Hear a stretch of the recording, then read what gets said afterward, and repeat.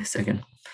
Regarding representation, authenticity, and passing on culture to our younger generations. And I'll be going over the house rules. Approach with compassion, move with respect, and seek to understand. We're all here to learn from each other, and because of that, I really encourage you to really respect each other in this space. 2, keep an alcohol, drug-free virtual space. Obviously, we're still at school, even though we're chilling at home right now. So keep all of that away. 3, show up with a community-minded attitude. We're all here to learn. We're all here to grow with each other and see each other's perspective. So let's keep that in mind. And of course, welcome each other with kindness and use supportive language. And if you have any questions about today's panel, please refer to our Slido. You can write a question in that box, as you can see in the screen, and put your name if you want, and obviously that's going to be for our Q&A at the end of the panel. And put some thumbs up on any questions you really like, and those are going to be the ones we prioritize. And moving on to our Padlet. As you can see, we have a whole host of Zoom backgrounds where you can see as some of our panelists may have. Also some bios on our panelists and future events, and of course some resources for us. And with that, I will transition this to Ryan, who will be introducing our panelists. He will be our moderator for today. Thank you. Good morning, everybody who's come. I want to thank you. The ASSC is so proud to welcome back our team of Pacific Cultural Advisors, Epi Aumavae, Vairea Tupana, Nia, and Kuata Vainikolo. While our sister school, CSM, is very blessed to have the MANA program on campus, we at Skyline are fortunate that the Center for Student Life office seeks to initiate cultural discussions and host Pacific-themed events that highlight the experiences of our significant amount of Pacific Islander student population on campus. Since 2018, we've assembled a core group of advisors made up of community leaders in the Pacific Island community of the Bay Area. These leaders are now familiar faces on campus with our Skyline community, and our campus is so grateful for their cultural expertise, their insights, and all that they share with our Trojans each year for gatherings and celebrations themed around Oceania. So please join us in welcoming our first guest, which is Epi Aumavae, the founder and current executive board president of the nonprofit organization we all know affectionately as Samoan Solutions. Epi is a daughter, a sister, a mother, and a community servant. Over the last 16 years, Epi has helped to support the Samoan community by helping to found Samoan Solutions itself. And through this organization, she has helped to connect those in need with available resources, develop and engage programming for people to learn about the Samoan culture, traditions, stories, and songs. Epi is also the proud business owner of Fa'amamalu Designs, an online Pacifica design company. Fa'afetai te lelava for joining us, Epi.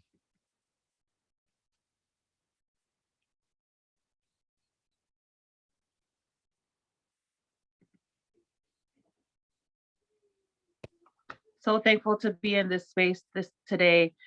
Huge thanks to the Associated Students of Skyline for creating this space and continuously offering an opportunity for our students and our community to be able to engage in conversation and knowledge share in the Pacific, right? So we're so thankful to be here again to meet virtually, right? This is the second year that we're involved that we get to meet virtually. So we're just thankful to be here this morning.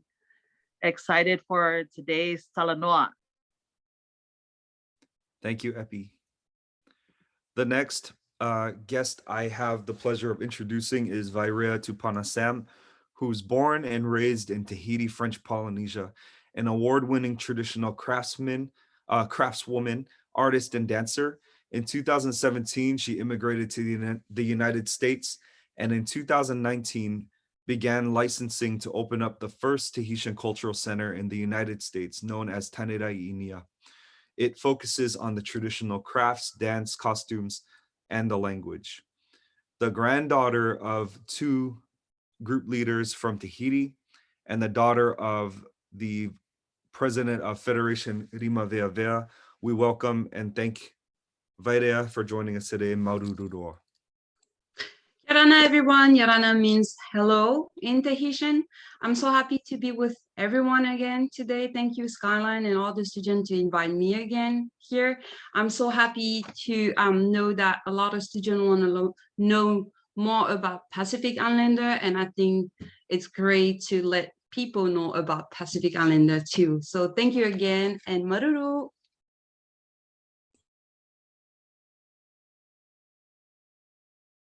Last but not least, we have our power couple you see on the screen. I'd like to introduce first the wife, which is Nia. Nia is a mother of 6 and the co-founder of KPA, Kuata's Performing Arts. She loves learning about different cultures and the similarities that different cultures share as a whole. Apart from being a mom, her hobby is to make sure and take care of all the beautiful costumes that the KPA group adorns during their dances. And of course, we have Punake Kuata Vainikolo, which is the founder of Kuata's Performing Arts Group. He has been teaching Tongan dance since 2005 and loves to share his culture with the world. Apart from dance, he enjoys traveling and spending time with his family. Known throughout the community for his very unique choreography, especially in the mako dances. We'd like to welcome both Nia and Kuata. Malo Alpito, thank you for joining us. Malo Lele. Thank you, Skyline. Thank you for your committee, for always giving us the opportunity to share our culture and to preserve them by talanoa, share thoughts among islanders. Really appreciate for always giving us the opportunity and looking forward to some challenging and some new ideas that we'll be talking about. Malo Opito. Hi, thank you, Skyline. It's always a pleasure to be a part of the Talanoa sessions that you have here for our community. Looking forward to learning more and to discuss issues and things that we can progress as Pacific Islanders living here in the U.S. Malo Opito. As we get to the questions, I want to explain a few things about the way that we created these questions and the conversations we hope to have regarding the responses that you'll give. There are a total of 5 questions, and this is broken down into 3 parts. The first part is a perspective on representation. Keep in mind that when you are answering the very first portion, we understand that you may have experiences living your life as a Pacific person in the United States, and you also may have a different viewpoint when it comes to your home island and actually being there and the experiences you share there. So you'll each have a chance to answer the question if you wish, but keep in mind that you may answer from both perspectives, and please let us know what you're thinking when these questions come to mind. If you're thinking about something from back in the islands or something right here in the United States. Okay, Chantel. So the very first question, again, is regarding representation. And that question is, what does it mean to you to be Polynesian or part of the Polynesian community? And we'd like to start, if we can, with Epi.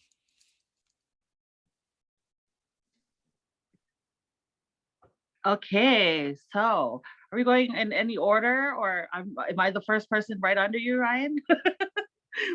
I'm so thankful for the question. I think if you asked the younger me when I was growing up, some ways that I can identify with being in a space by myself, I felt like quite confused at the time because I'm American-born Samoan, and there wasn't many opportunities for me to learn about being Polynesian and being part of Polynesia as I was growing up. So when people would look to me like, oh, do you know about Hawaii? Or do you know about hula? Do you know about this? I didn't quite make the connection at the time. And because of that, when I was younger, it could feel quite isolating and, be sort of seeding ground for me to start to have a difficult time identifying as a Polynesian growing up here in the diaspora. But now, as an adult and being able to have the opportunity to grow up in Samoa for a time, I feel so honored. I feel so honored to be able to have spaces like this that are penetrating systems that in this country that we live in to create spaces for our children. I also feel inspired daily by the leadership of those that are in this panel and everyone doing the work around us. And honestly, it can also feel quite exhausting to be called on as the token Polynesian in the room.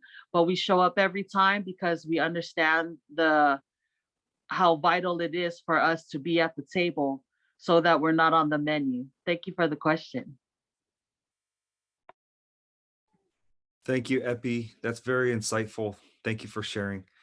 Then next we'll move to Vairea. Oh boy. Okay, so for me, I think I agree with Epi. Why I agree with her? Because my kids are half. And if I say that, I will say for my kids, being a Polynesian is to know your genealogy, who's your parents, your heritage.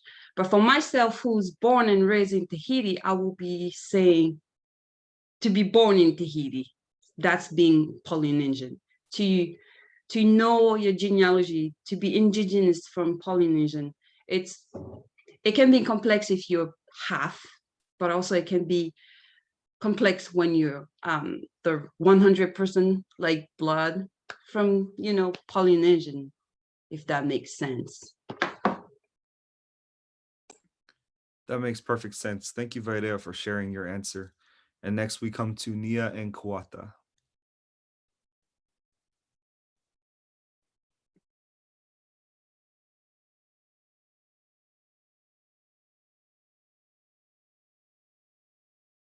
Oh, Punake, I think you're on mute. There we go. All right. Growing up in the island, it was tough to being identified as a Polynesian because everyone, and I would say it wasn't that meaningful because everyone was the same back home. We learned about different types of island, Polynesian, Micronesian, all of that back home, but it didn't really mean anything to me until I get here to the US. Polynesian, our motto for the KPA is preserving our culture through dancing and learning. That's one thing that I would take to be a Polynesian, to people that we are look-alike, sharing same type of food, same type of, how would you say it? Similarities here in the US. It differentiates you from other peoples. But one I respect the most is being part of the Polynesian culture, being part of the Polynesian group like Samoans, Tahitian, it's a Fijian. It's so important, especially here when you're away from your island. It's so important because that's who we are. We are representing as Tongans, as Tahitian, as Samoan, and it takes a notch up to be able to represent our culture and being a Polynesian. And I think it makes us more strive to be the best of who we are, because we know that a lot of our ancestors are back home watching us and to see where we go with what we do out here. Thank you. So the question, what does it mean to you to be Polynesian or be a part of the Polynesian community?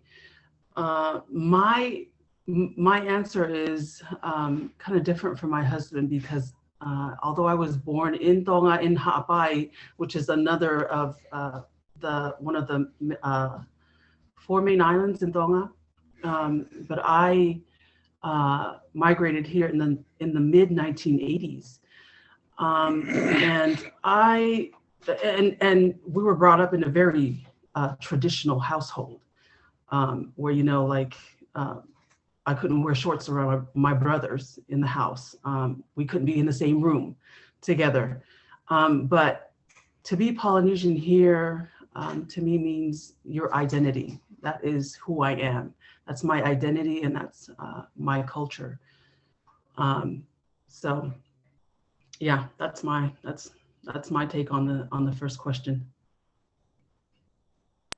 I just have to, before I get to the next question, I just have to quote, this is exactly why our students asked for you both to be here, because they saw in our last, I believe it was Tonga Day, that when you were giving the presentation, you gave 2 different perspectives about the Tongan culture. One from Kuata being here a little more recent than you, Nia. And so thank you for bringing those aspects in. That's very important.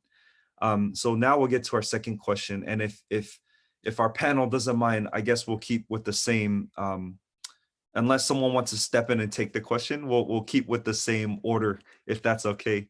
So that question is still on the theme of representation.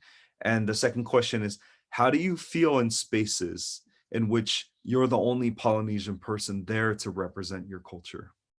And I want to give a background context as well, is that right now our student government is making sure that they understand how to lead with policies in mind, and also representation in mind, that we do have a lot of Polynesian students on campus, but there are many, many more times in which they find themselves, they're the only Polynesian student in the classroom, or a Polynesian student on the committee, or a Polynesian student in a workspace on campus. And so that's where the root of that question comes from, but we are interested in your responses.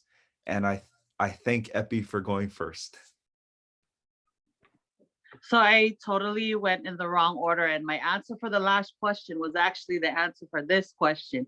So I do want to just start off by sharing, when we are talking about being Polynesian, that's under the umbrella of being Pacific Islander, and islands that are represented under the Polynesian sort of title are American Samoa, the Cook Islands, Easter Island, French Polynesia, Hawaii, New Zealand, Niue,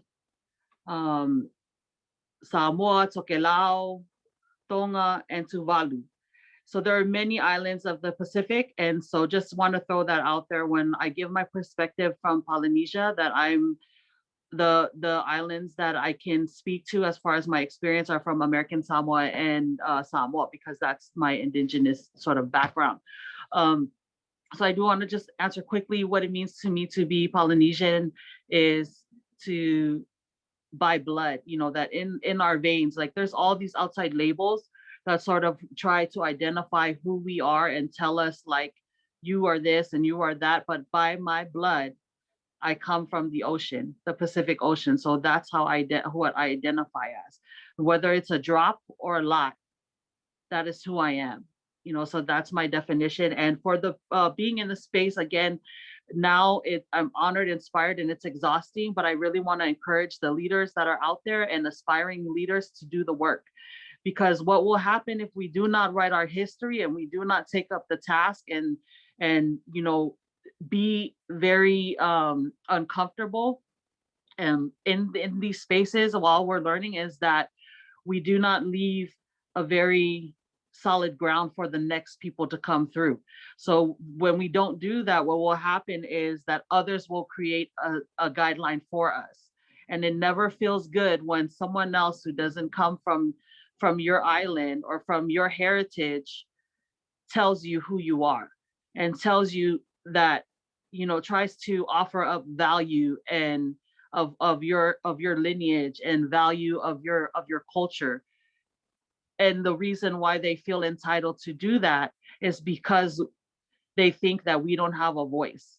and that there's nobody at the table, so let me fill the space. Instead of looking for our people who are out there to come in and be a part of this work, they think, okay, well, for convenience sake or because of lack thereof resources, I'll fill it myself.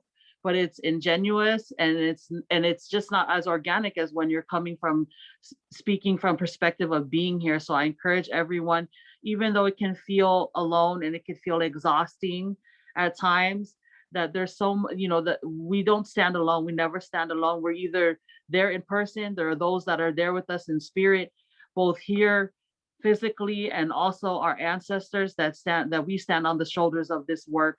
So I just encourage you all to stay in the game. Stay in the game. Our children and our future of Pacifica, we need you.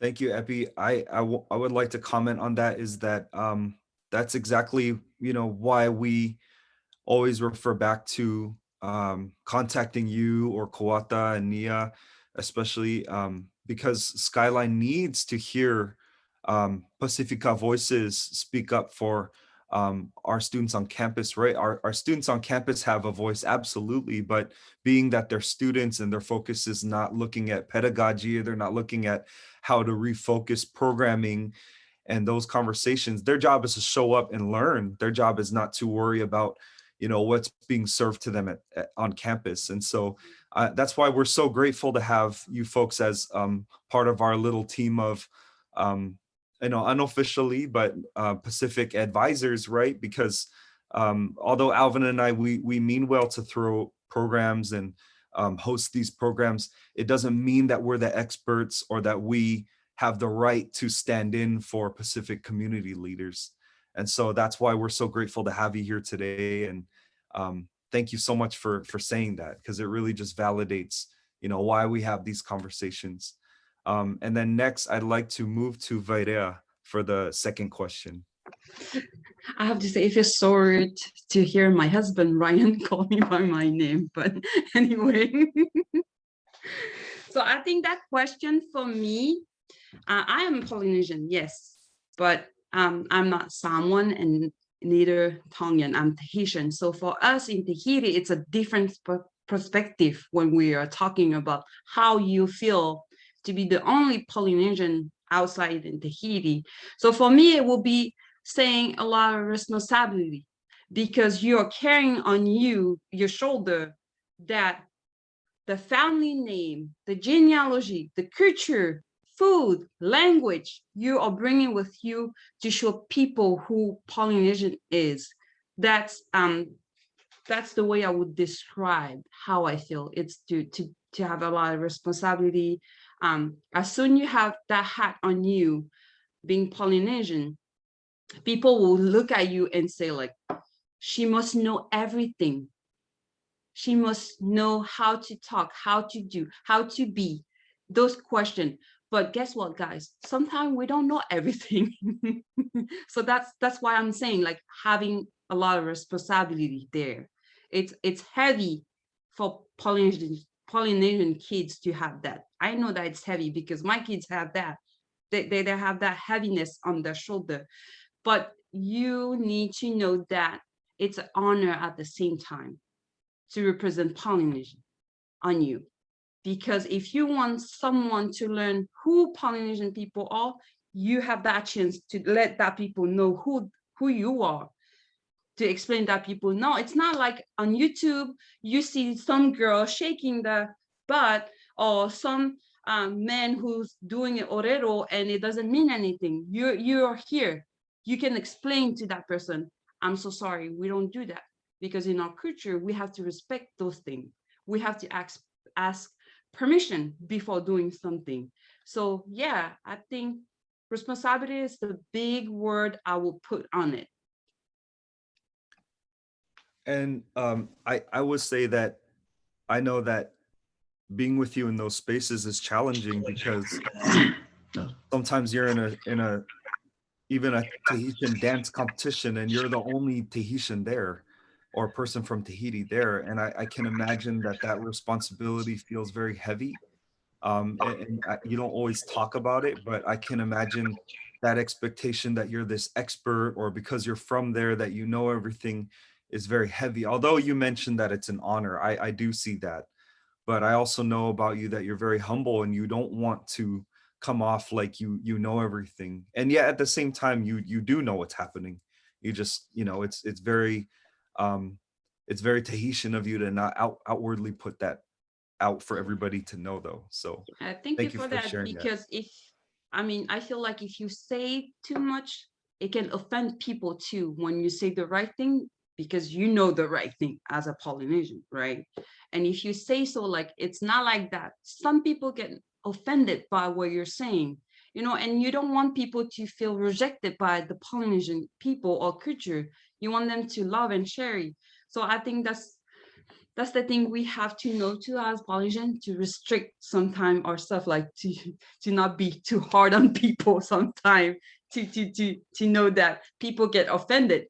But we know that's not the right thing. So it's better to be humble instead to push away people who wants to learn more about Polynesian culture. All right. Thank you so much for sharing that perspective. And then last is to both Nia and Kuata about the question regarding how do you feel in spaces in which you're the only Polynesian to represent your culture? Thank you, Ryan. How do I feel? As an islander, it is, like my wife said, it is your identity. You have to know who you are. And you have to have respect to your culture. And then you have to have confidence that you are the only person in that crowd that will represent Polynesia. It is so important to learn as much as you can about your culture, about Polynesia. You're representing yourself, you're representing your culture, school, and not only that, you're representing your whole country or your island if you're the only person there. Coming here to the US, being involved in Kuata's performing arts, I have so many amazing feedback from parents that their kids feel reserved, feel shy to come out. But now they can stand up. They can have confidence in themselves to stand up in school or at church or family functions to represent. And I'm proud of that. To have that group, that have that foundation here in the US to be able to have the kids come out of their comfort zones to be able to represent. And I think that's a huge plus for my KPA group, to be able to have that feeling from and the feedback from the parents here in the US. Thank you. So personally, I feel unique and empowered. Now, I wasn't always like that.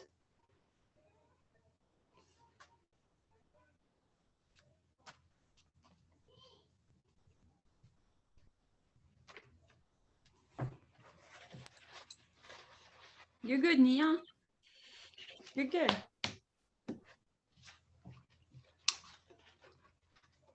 And I say that now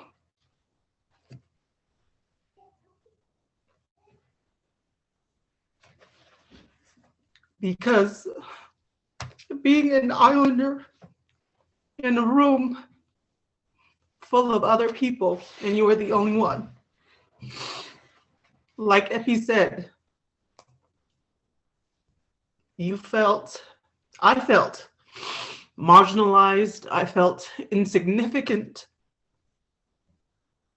and lonely. But I think the experiences that I've gone through certain situations I was in, I was able to build the confidence and the character, and just now being empowered. I think it is so important, so vital, and we must demand space. Show up, even if you're the only one. Show up and be there, because you're representing all those who will come after you're long gone. You're making this foundation, you're building this foundation for them, to persevere, to keep going, and demand space, and bring to the table, and to be a part of the conversation. That's what being there, even by yourself, to represent your culture means. So yeah, sorry about the little delay there, but that got me a little bit emotional. Thank you. Know that I'm hugging you virtually, Nia. Thank you for opening your heart. Thank you both, Kuata and Nia, for sharing those perspectives. I'd like to take the time before we get to the second part to throw in a quote that is actually placed in very intentionally. This quote was given to me directly from Dr. Finasina Teisetovo, the current director of the MANA program at CSM, someone that I highly respect and admire, and lucky us, she's on the call today. So I will give y'all this quote before, and it will open up our next round of questions, which is, Oceania doesn't see race the way America does. Oceania does not see race the way America does. And I found that to be very intentional. Chantel, if we could have the question, which is, the next part is the perspective on authenticity. And this question is, what do the words afatasi, or, afakasi as it's mostly pronounced, or afkasi mean? I know in Tahitian it's afa. For you, where did this come from? And how does this impact the greater Polynesian community and cultural identity? Now, for this round, this is a loaded question, and I realize that you may want to take some time to either think about it or gather your thoughts or energy for this one. So I will actually open the floor to any of you that want to start.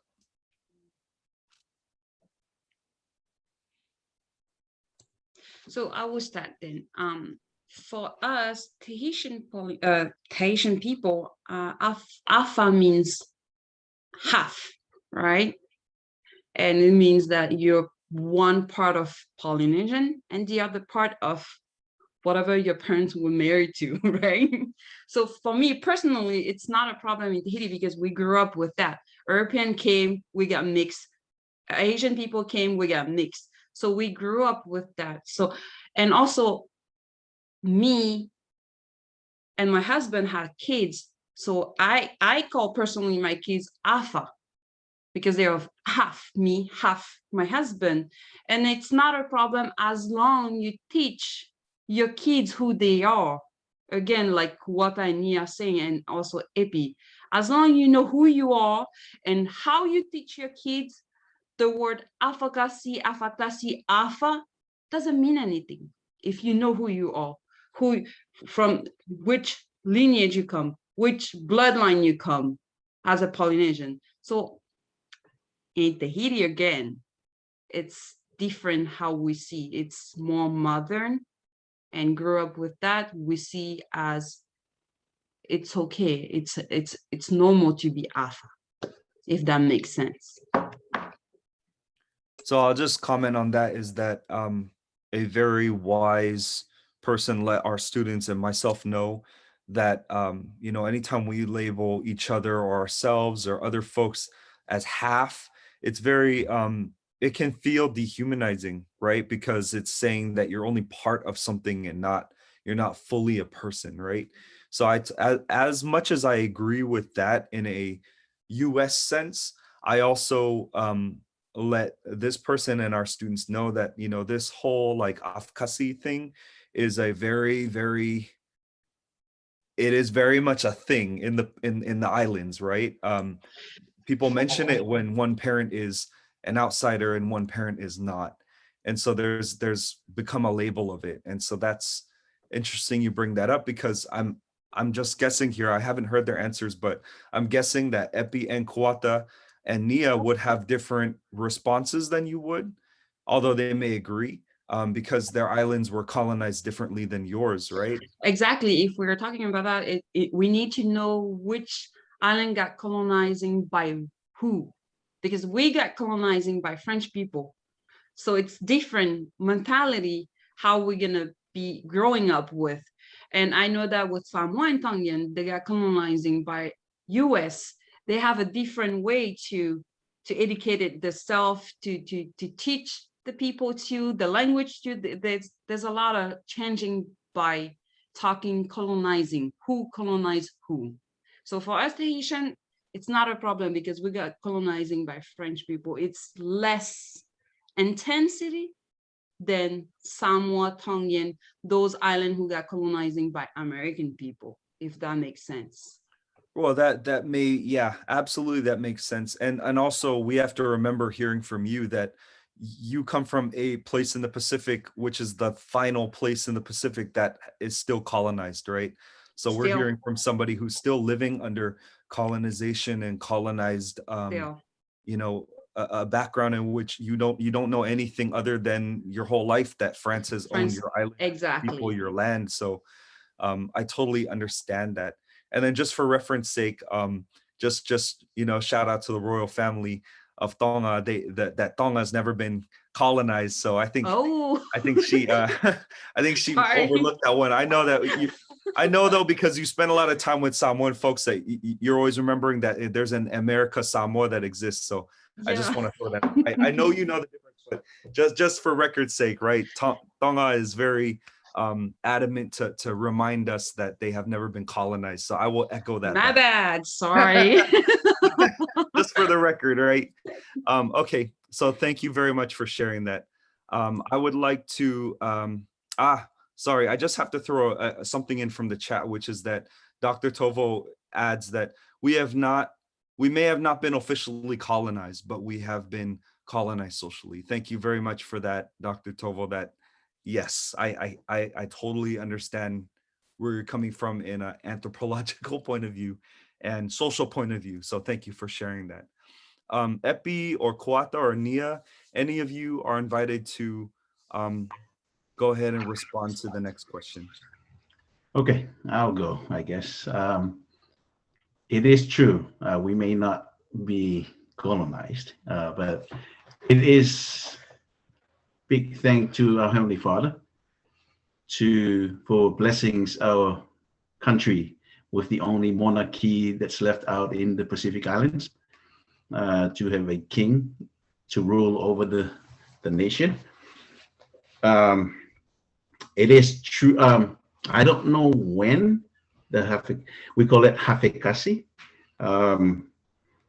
but we had back when, you know, Captain Cook and them, when they arrived back in Tonga, they brought their crews with them, which was palangi, which was white, and they had, you know, they had to have some connection with the islanders back then, with us Tongans.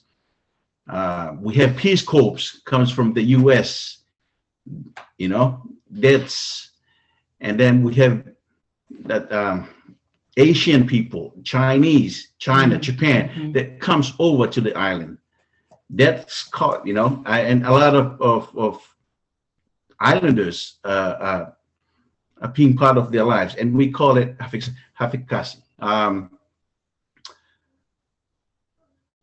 And it is, I think, to me personally, it is an advantage for our culture to have that half and half raised.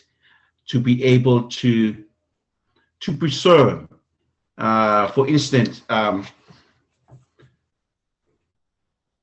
if a Palangi and a Tongans together and they have kids, their Palangi side will preserve more in our culture. We'll want to learn more about that half of our culture to be able to instill in their kids.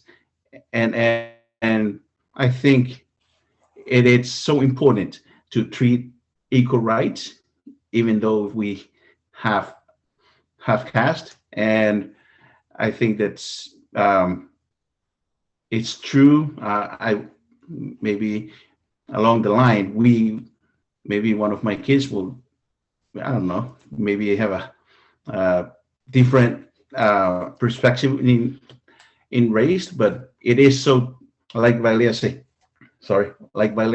said, it is, if we teach our kids the right way and to know who they are, there should be no problem. So yes, Hafekasi, which means mixed race. I feel that Hafekasis have a huge impact and influence within our community. There's a lot of interracial marriages. One of my good friends, she is Tongan. She's full Tongan, but married someone who is American Indian, Irish, and Hispanic, and then add the Tongan to it. And she's shared with me the difficulties that that her son has. He's her oldest, but he takes Tongan dance classes, and he's really good at it. He's really good for someone who's a beginner. And she shared with me how it's really hard for him to identify, especially being around Polynesians, because he doesn't look like every other Polynesian. He's mixed. He kind of feels left out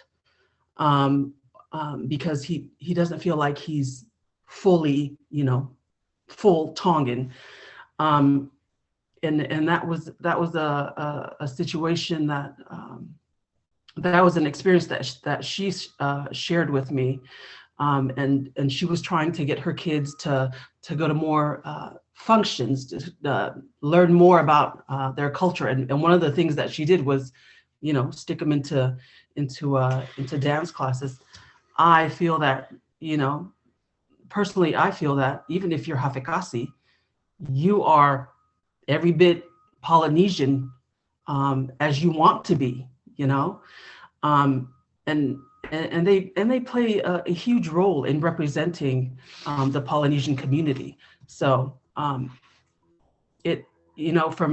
from other people's experience, everyone is different, and how they feel, and but from my standpoint, it can be challenging for other people to not really connect or feel like that they're fully Polynesian, because they don't look like everyone else. But hey, I say this is you're a mixed race, even better. And I try to teach my kids, it doesn't matter if they're Hafekasi or not, they are Tongan, they are Samoan, they are Tahitian, they're Polynesian. So, I think it's wonderful. So. I think if I can add something else about that, being Hafekasi, I think those kids are the most kids who have a lot on them, because they have to represent one side of the family and the other side. And if they don't do well from one of them, they will be judged. So those kind of kids, Hafekasi, are most regard like people, if that makes sense. Oh man, I want to just say that I speak from a place of privilege because I am not Afghasi. So I will not ever be able to fully understand the pain and also just the praise that you are offered as far as being a person who is Afghasi. In Samoa, the literal translation is Afa means half, Kasi means one.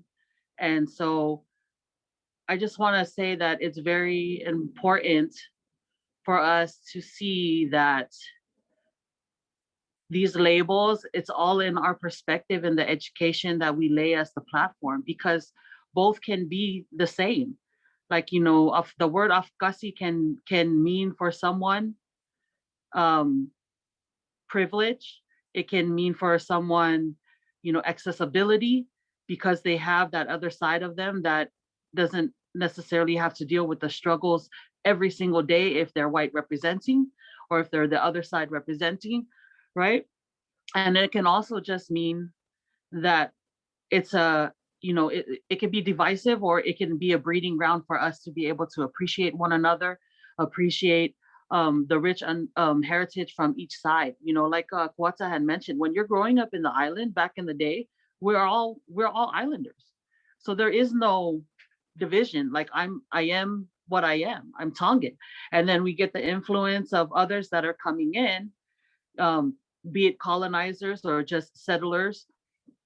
And then we have to identify ourselves. But remember that the first thing that we identify ourselves is not by, oh, your race, or not by your blood. We say in Samoa, we say orkamai.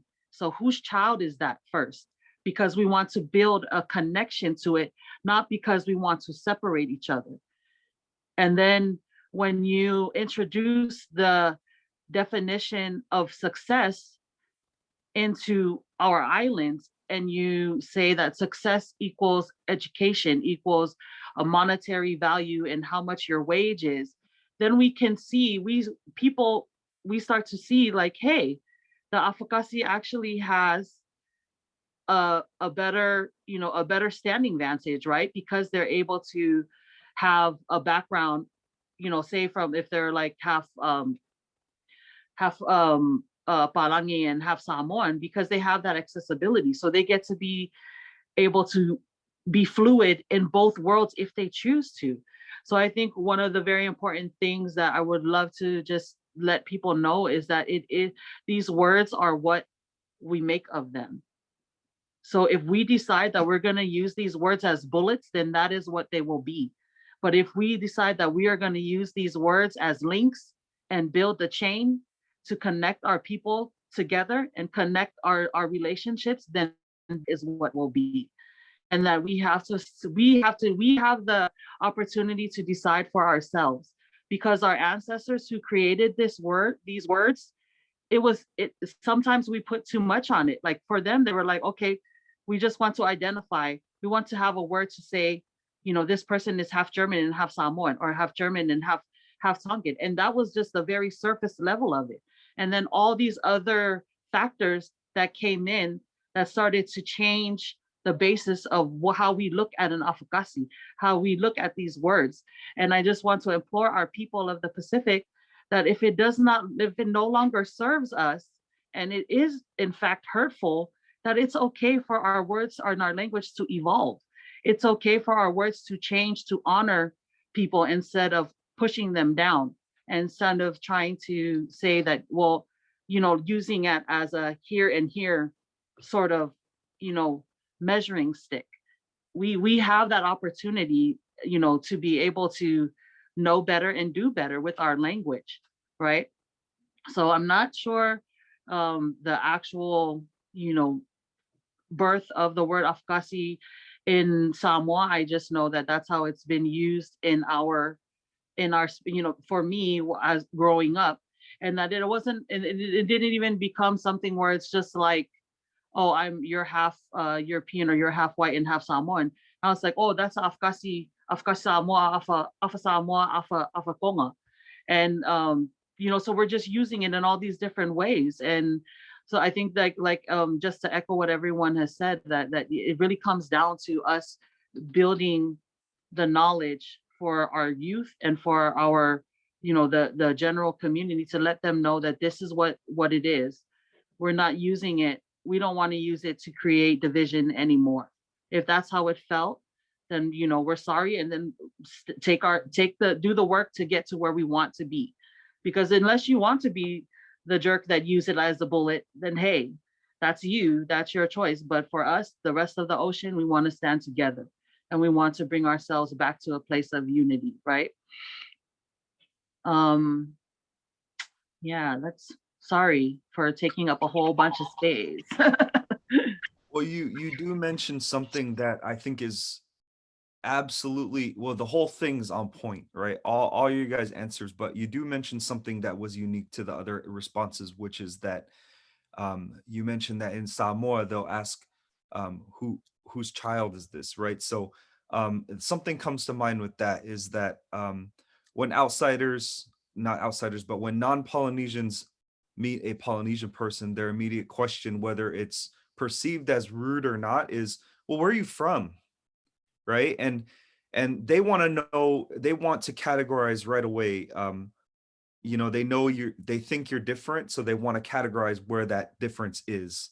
Whereas I've seen other Tahitian older people ask my wife, who's your family? Right? So they're not trying to make in their head a distinction of why she's different. They want to make in their head a distinction, a similarity of how they're connected to her. And that's something that I see as an indigenous mindset, right? It's not asking the child, why are you different and why are you here? But rather, whose family, clan, village do you belong to? So that I can figure out if I'm related to you or if I know them, or whatever the case may be. But that is interesting to me because that shows us how different the Western mindset versus indigenous mindset is about being the other, right? And something else that you brought up reminds me of, I don't mean to quote him here. I don't know him personally. I know Punake does. I think you do at least, but one of the NFL stars in the recent years, Pita Penu, his story came out about that he mentioned that growing up in Tonga, he didn't ever think of himself as anything but Tongan. And his grandfather would tell him once in a while on their watermelon farm, like, one day you're going to go play for football in a big place called, outside of our islands. And he was like, what are you even talking about? And it didn't even make a difference until the media started pointing out, oh, he looks black, but he's actually Tongan. He's from Tonga.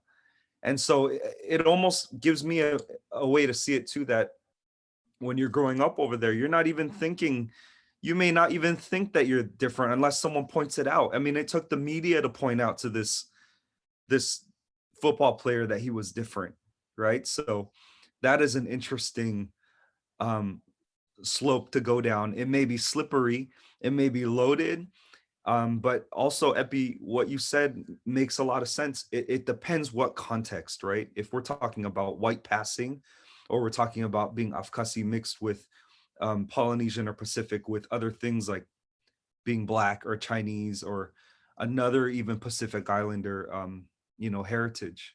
So thank you for bringing that in. Well, I'd like to close that section by, again, I do have another quote that I thought made a lot of sense. And I'd again like to quote Dr. Finalsina Teise Tovo, the director of Mana program at CSM, by saying, white supremacy is strong, but our sea of islands are stronger. So I wanted to close out that part by mentioning it. I thought that it was a very warm way to end that section. But we are going to move to our third section, and that third section is the perspective of the younger generation. And that question just appeared in the chat, which is, what are the issues or problems in the Polynesian community that people should know about? Now, before you do answer, I want to say you can choose the general, like, overarching family of Polynesian islands within the Pacific community. You can answer us overall, all Pacific peoples, what they're dealing with, or you can focus on the island that your family and your roots come from if you wish.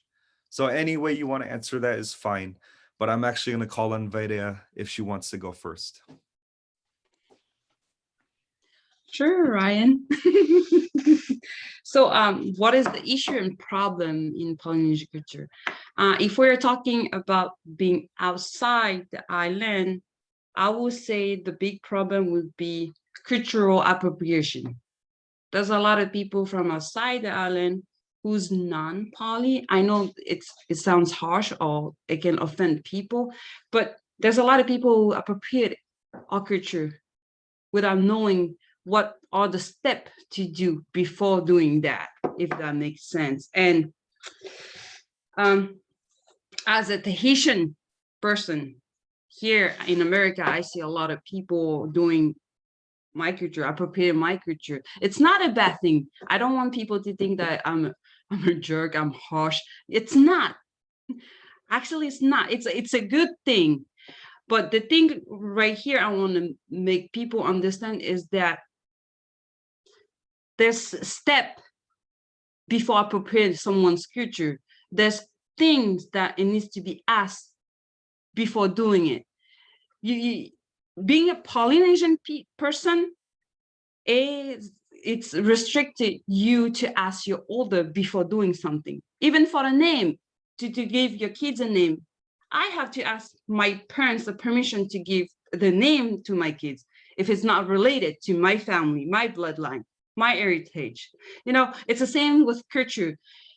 There's appropriation dancing, language almost, but not too far.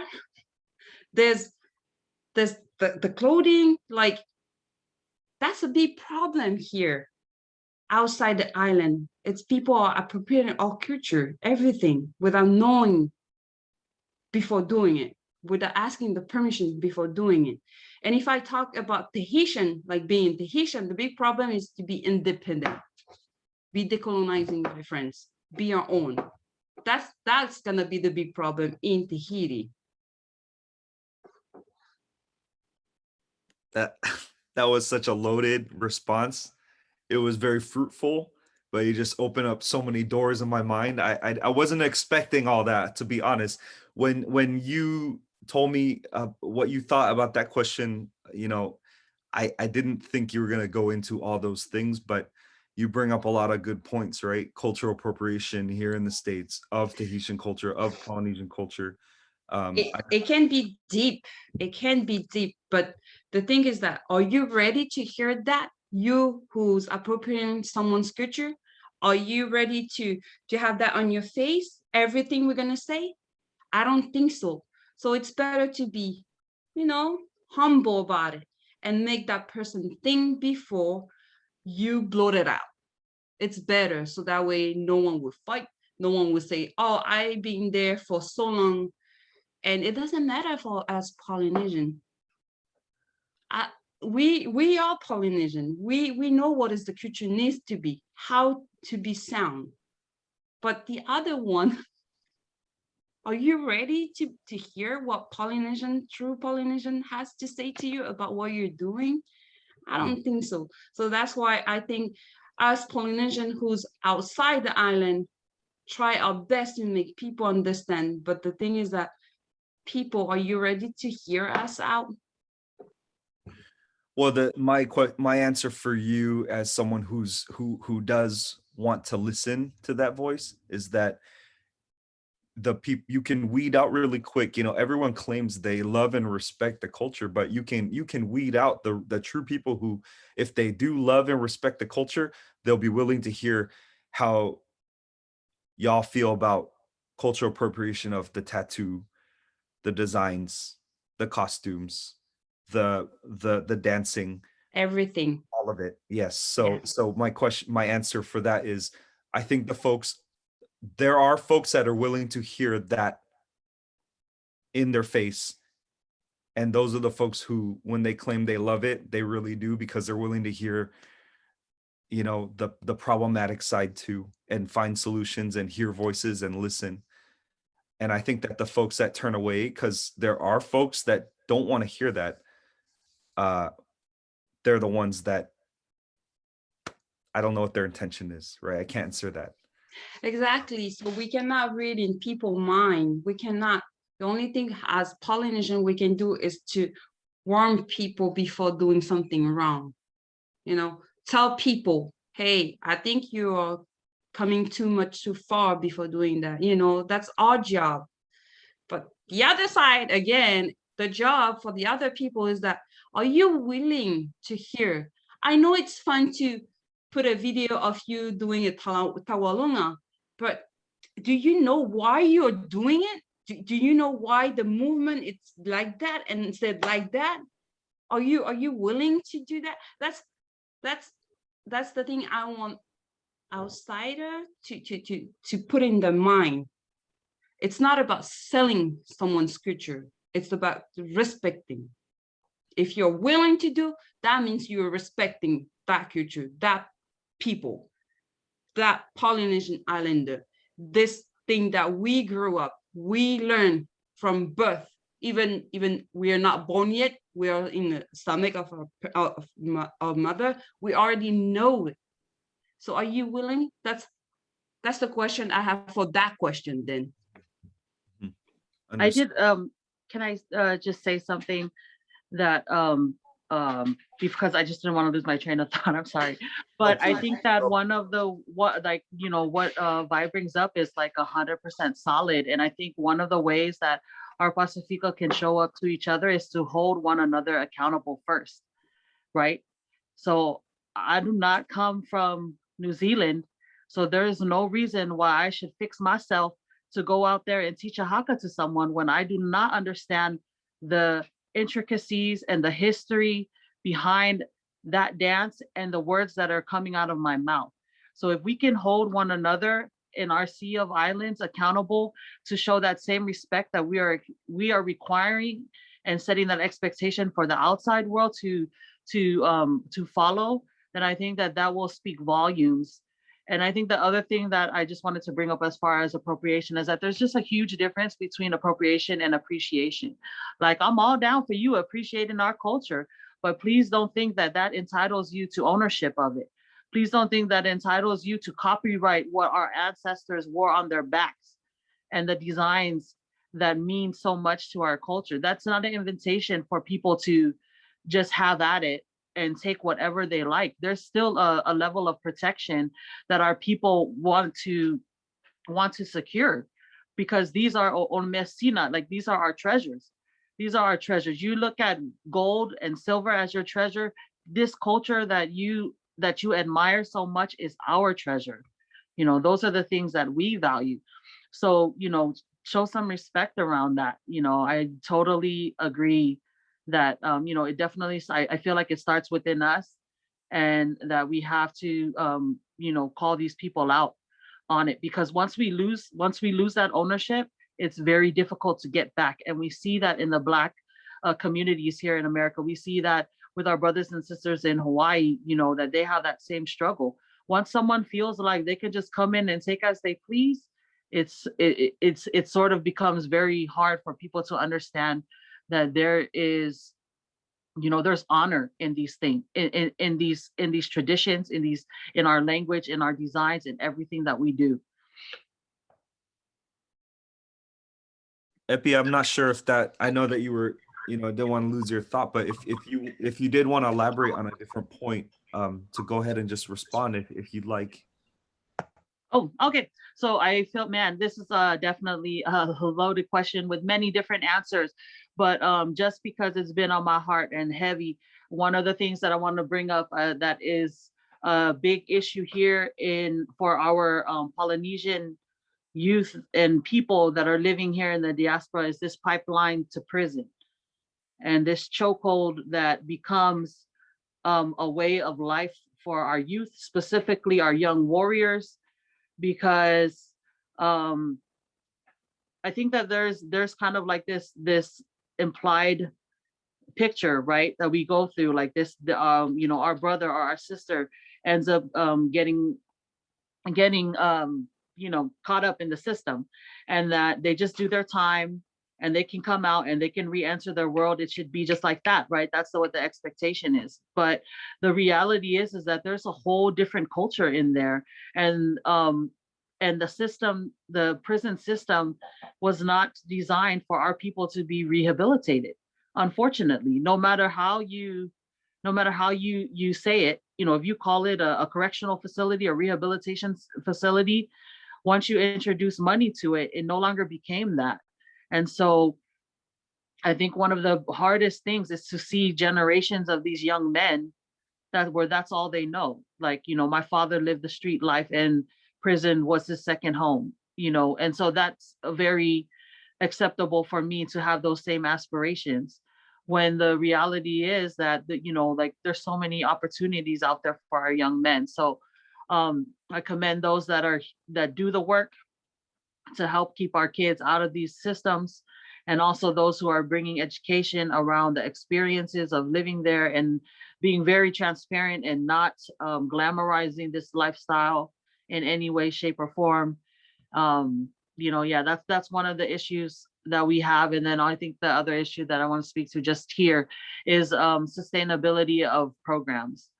It's very hard for us to maintain these spaces when we don't have a structure of sustainability, and part of that, of course, is funding. So if you are out there, all these people on this call, the leaders on this panel, I'm sure that they've put 100% of their heart into the work that they do to create these spaces. But if you're able to support in any sort of way, I know that we would all appreciate it, right? And it doesn't have to be monetary or funding, but you can send somebody who has the time and the resources to help make sure that these amazing spaces are offered to many generations to come. Like, when Fanga and I are ready to give up our hat with Samoan Solutions, we don't want it to just die. We want to be able to pass it on, and we want to be able to look to young leaders who may be listening now and say, hey, it's your turn. You come and make this platform whatever you want to help push our people forward. So those are just the two that I'd like to speak on today. But if you want to know more, follow me on my TikTok. No, I'm just kidding. Hit us up. Oh my goodness. Epi, I could speak to you all day on this stuff. That's why whenever I see you, we never get out of there on time. I'll go ahead and move this question to Kuata and Nia then. Malo, it is so many ways to go about this question. I'll focus on my Tongan community. It's tough. It's tough to be a foundation that you're involved in, and all that want to destroy that foundation is your own people. It's tough, especially out here.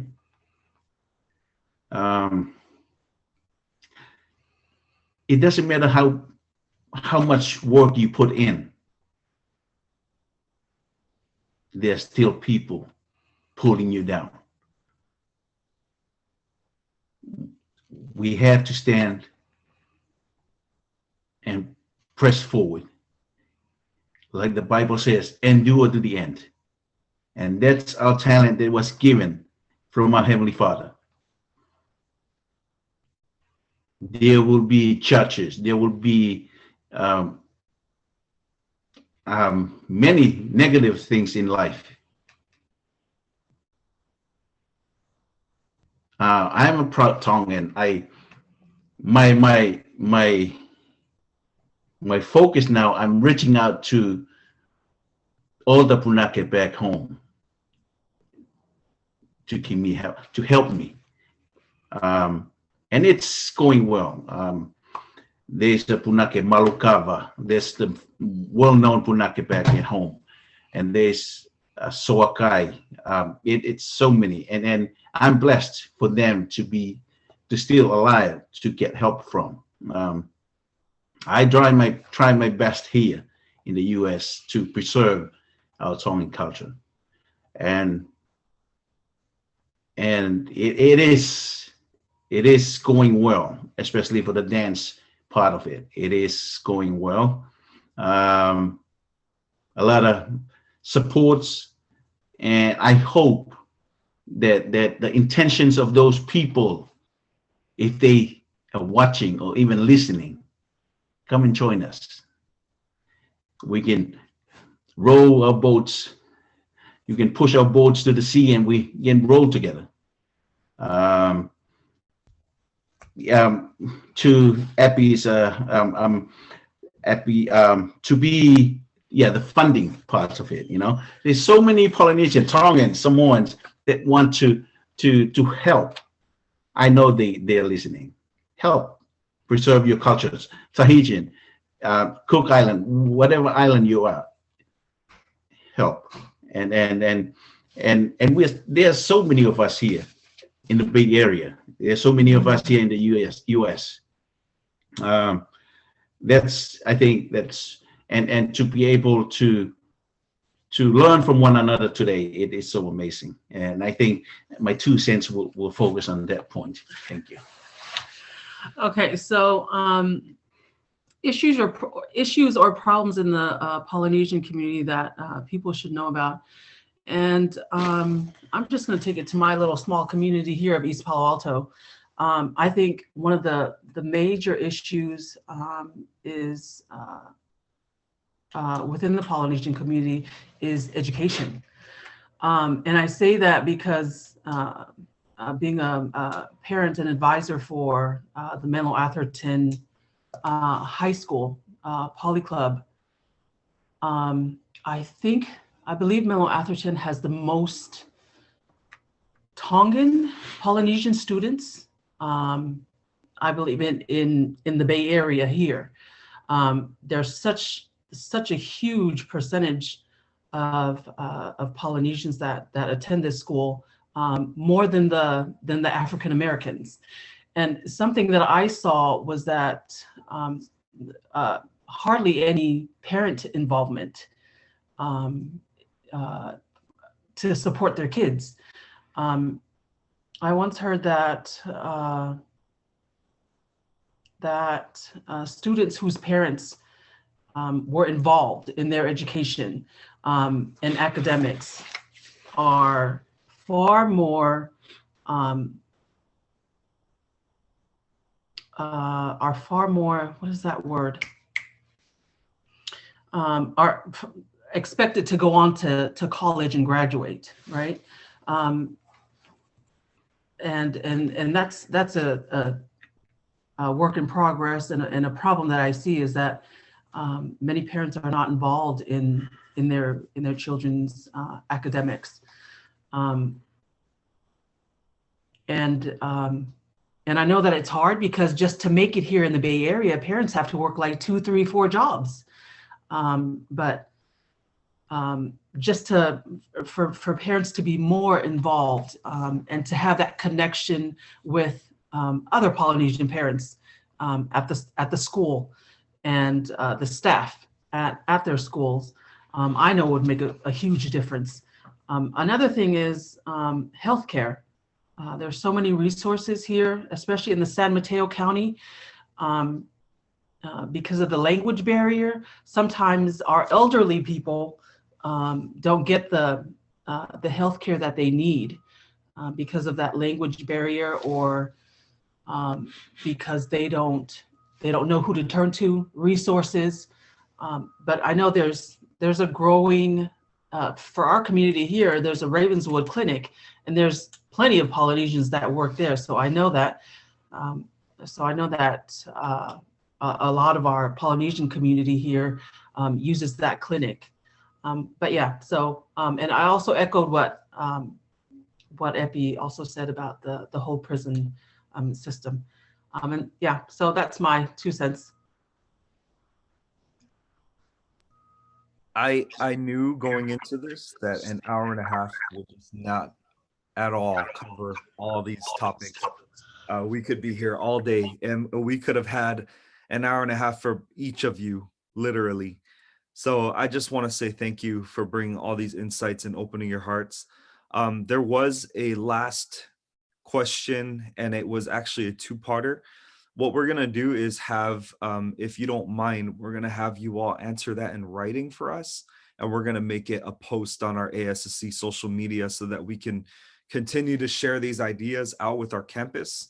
And the student government can then, put a post out to not only celebrate Pacific heritage, but, Skyline is not it's not the party school that's just gonna, have everybody throw on a costume and dance around. Like there's more like work that needs to be done, right? There's a lot of equity work that we're looking and seeking to involve our students more with. So those questions, I'll just say them out loud, and we'll be hoping to have those posts made this week, which is: many second generation islanders feel their culture is lost.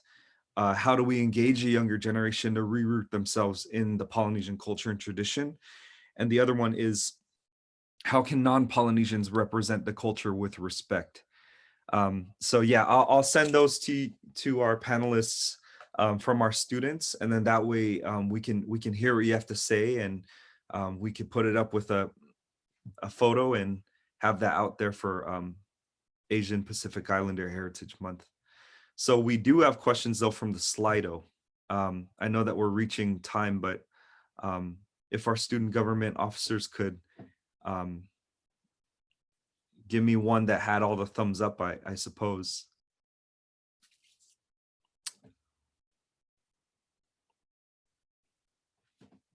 And I'll take a look as well.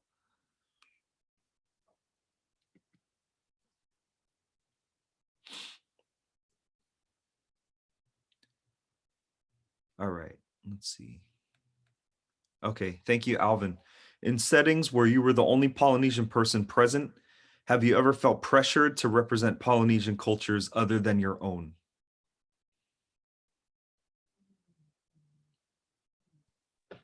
I'll just answer quickly. I know you said to write it for that question or that last question, but I just want to say really quick, beloved, if there's blood flowing through your veins from this ocean, our culture never dies. It can evolve, but it will never die. So I just wanted to throw that out there, and I'll write it down too. Just for the question from the from the Speedo, all the time when I was growing up, folks were looking to me to do the hula or do different things and represent in different ways. And in my naive years, I would reach and try to do it so that I could, looking for being accepted by these people who are asking me to do that. But now I understand that it's not my place. It's not my place. And at this point in time, because of technology, it would actually feel like a slap in the face to my brothers and sisters across the ocean for me to step in that role and say, okay, I'll do a haka, or okay, I'm gonna learn how to do a Tahitian number and I'll teach you and I'll show you how. Yeah, there's no excuse for me to that I can sort of like justify myself being the person who says like, yeah, okay, I can do that for you. I'll represent another person's island, the Micronesian island, the Melanesians, and say like that I know what they're coming from, when that's just not the truth, and holding myself accountable to that as an adult, and also apologizing to anyone out there that I may have done that in the past. Sorry. Know better, do better. Right. So for me, I think if we're talking about teaching someone like Polynesian culture, someone Polynesian culture, or to just how can I say danser, chérie? Because in that question, there's two phases for me. Yes. There's the one that you're the one to teach the Polynesian culture, Hawaiian, Samoan. I say no, I never did that. I will never step on my, like Epi say, my brother and sister foot.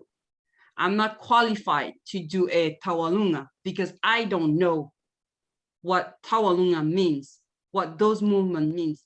I'm not going to, and even though I got pressure, I will say no. I will represent Tahiti because I know who I am and I know how to do it. For the other side of that question, as a preferment, oh yeah, with family gather, yeah, our parents are like, hey, go dance the hula because I want you to outdo your cousin. Hell yeah, all Polynesian are like that. They will push the kids to do it. If my cousin is doing a otea, a tamure, my mother will say like, I don't want her to outdo you, so you're gonna do a tawalunga right now, and you don't have a choice. So for that question, there's two situations. There's the representing as a teacher. I don't think all Polynesian will do that. No, we're not stepping on our brother and sister foot. And there's the other one as performing by obligation. Yes. Well, I will comment to that and just say too, what I've observed is that, you know, on a very surface level, but from Polynesian family to Polynesian family, yes, that happens, right? I noticed that Tongans, they love Fijian culture. They love Fijian dances. Samoan and Tongan, a lot of the kids practice oriteiti. You know, instead of doing a taulunga at a function, they come out and they do a Tahitian number. And so that admiration and that respect, that in that context makes sense to me. So I understand what you mean, but as far as like representing, right, that's a loaded word and term. So yeah, that as far you're representing, if it's a family gathering, you're not representing. You have to. You're obligated. If not, you will be killed in the back of the kitchen by your mother. So you have to. Yes. Okay. So Nia and Kuata, if you have anything to add for that one. No, well said, Vairea. But yes, it is, yeah, if it's just like us, Tongan and Samoan, we can do that, right? But to represent, that's a no-no, you know. I echo that with Epi and Vairea, that's a no-no. To represent a culture that you're not born and raised in, there's a disgrace for that culture. But us here, we can do it Samoan, we can do it Fijian, we can do it, it's fine. But to go out to public and like to representing, if it's more like, if let's put it, if you're going to the city to represent San Francisco, to represent Samoan with my group, I'm not going to do that. No, because I may have some Samoan in me, but I don't really know what's going on with this, you know, with their culture. Same thing to the Fijian, you know. I would reach out to Epi, I will reach out to the Fijian to go represent. So that's why we have these foundations of working together to be able to reach out and help each other. I think that's a good thing that we have going on. Thank you, Skyline. Yeah, I think there's a fine line of what you can do and what you can't do, and you have to really know yourself and your limits. You know, there are limits to, you know, as far as representing. There are limits, and to, like he said, you know, reach out to those people if there's a function that represents that whatever culture needs to be represented. Reach out to those people because they're the ones who know more. But yeah, that's all I have to say.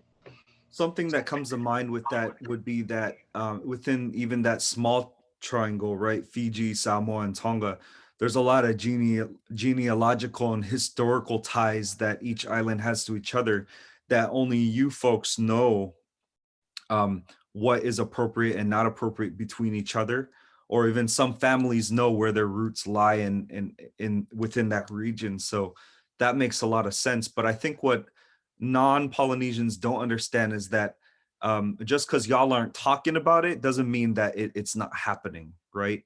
I think we've talked about it before with some of those titles, like the Tui titles, either that or some of the things that, like some of the koloa, you know, all that is like, it's not that it's a secret world, but it's really a secret language that only if you really grow up around it, or or explain to, or if you marry in, I suppose, that you're able to get access to that information, right? It's negotiated knowledge that you're given access to that, to learn about it. And then only then you can really, even then you're restricted on what you can actually do with that knowledge and how to represent it.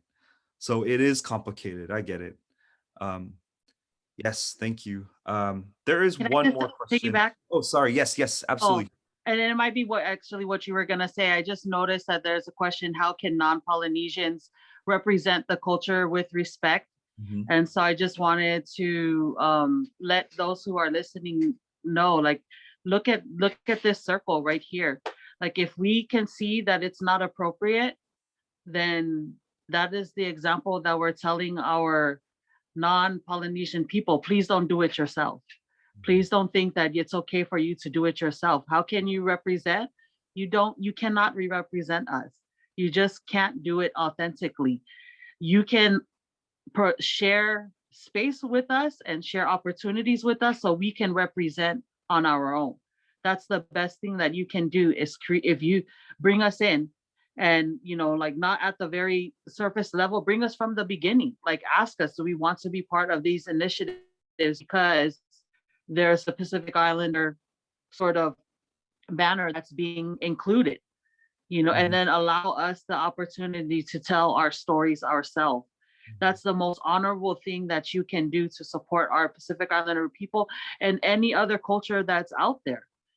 You will never be able to represent us, just like I can never be able to represent my brothers and sisters. If I can't do it authentically from island to island, aside from having my Pacific Islander card that I can flash from now and then in the family functions, then nobody else outside of us can do it. You're not good. I mean, you can do it if you so choose to, but it's not going to be 100% real. And we like to keep it real, right, people? Right on. You're right. Exactly what you have Epi say. It's, let us do our job. Let us represent Polynesian for non-Polynesian. Or if you want to do it, ask us first the permission if it's the right thing you're doing it. Because sometimes there's something that you cannot do it, even you love it. You can't. The language, let's talk about the language. You want to learn the language. Okay, you know how to say Yorana, but do you understand? Do you know the pronunciation, how we do? No, ask us first before doing it. That's why I was saying earlier, cultural appropriation. I'm talking about those non-poly people. There's a lot of people who's appropriate our culture without knowing, or ask us to represent us. Don't ask us to teach you how to represent us, because we cannot. We have our kids to represent us. We make kids, we have kids. We are teaching our kids who they are. I'm not going to teach Nia or Epi kids how to be a Tahitian. That's not my job. They have their own heritage. They have their own blood. As long as your parents know who you are, your parents should teach you who you really are and how to be. And not for a non-Polynesian to ask, hey, I'm going to represent Tahiti. Can I shake it? Because I love shake it. Doesn't mean anything for me, for us Polynesian. Yeah, I agree with Epi. Thanks, Epi, for that. Just want to echo on that. Yes, if you guys, there were Disneyland, for example, okay? Yeah. If you're invited to Disneyland to represent a Samoa, Tongan, please don't do it. Reach out. I watched Moana. a little video in Disneyland, right? And the MC was pronounced, oh, welcome to the island of Tonga, right? They walked in. I'm like, what the hell is going on here? Right? It's so, I was like, are you guys serious? You have to. And if you're going to represent a uh, an island, please do reach out, because it's you're representing your whole nation, your whole island. Even my king would have seen that performance. He'll deny their Tongan. He'll deny. Yeah, it was so bad. It was so bad. And I'm pretty sure that if you're non-Tongan, if you're non-Polynesian trying to do something like that, I encourage the leaders and I encourage if you guys, if this reach out to Disneyland, please reach out to us. We'll make sure that you'll get the most and the memorable experience you guys will ever had. And I am a proud teacher, my only the fully non-Tongan student, Mr. Ryan. And then I'm proud to be his teacher. He's so awesome. Thank you. I have to make sure though everything that I'm learning from you is not something that I'm either duplicating out or like everything goes through you though. You know what I mean? Being your student. I am happy to hear you say that, but you need to hear back that like I don't make any moves without you knowing or okaying it. And it's not a power thing. It's not about like needing permission. It's about respect for me, right? It's you cannot possibly be in someone's cultural space and not respect the protocols. There's just no way. There's no way. Some folks do it, but not me, right? I appreciate that. Thank you. And I thank you for being here. I do have to say that we're out of time. I did have a big question that was asked by one of our participants, and she asked it from the heart. So what I'm going to do is send that to y'all privately, because she didn't necessarily want that one on here, right? Which is fine. And then also the other question that our students have, we're going to ask y'all to answer that as a post. So we'll talk about that later. But I do want to thank you all. Maururu, malo alpito, fa'afetai tele lava. Thank you. Thank you for coming today. Like Epi said, call us when there's a space to represent anything that has to do with representation. Call us first. That's the most important thing. That's what we've done, right? Our office is not made up of any descendants from Polynesia or the Pacific. And so this is why we have our Pacific advisors to come in and help our students appreciate and understand the culture, not wing it. That's not what Skyline's going to do. That's not what ASSC is going to do. Not at least not on my or Alvin's watch, right? So with that being said, we both thank you so much for coming and being part of this. It means everything to us. And then I would like to turn it over to Alvin, who's now going to take our picture for the social media posts. If y'all could put it on video so we could see y'all. If you want to, right? Like if your face ain't right, is good. I'm not gonna be mad at that. Right. First, before we take this picture, y'all are amazing individuals, and thank you for sharing your knowledge and sharing space with us. Like Ryan said, we hold y'all in so much high regard and respect for the things that you do, and we're so happy every single year just to bring you and give you the space, because like Ryan said, this isn't ours, it's yours, and we want to be able to provide that, because I understand how important it is for us to have our own spaces and to create things from our own vision and from our own words. So thank you very much for providing space with us today and illuminating us with all your knowledge and experience. And we just hella love you. Like, period, point blank, we just hella love you. That's all I gotta say, right? And if you could hear it, there's thunderous applause right now because everybody here stayed the whole time. And we're still here for this picture. So I would like to say, if you want to take this picture, please turn on your video. If you don't want to, I'm just gonna hide you so we good, right? We don't have to like worry about that. But I'm gonna give you like 10 seconds to figure that part out, if you want to take this picture or not, because you won't be disappeared. Alrighty, so 10, 9, 8, 7, 6, 5, 4, 3, 2, 1. Okay, are you ready? I am a 2-person picture taker. So you get 2 shots. All right. First one, 3, 2, 1.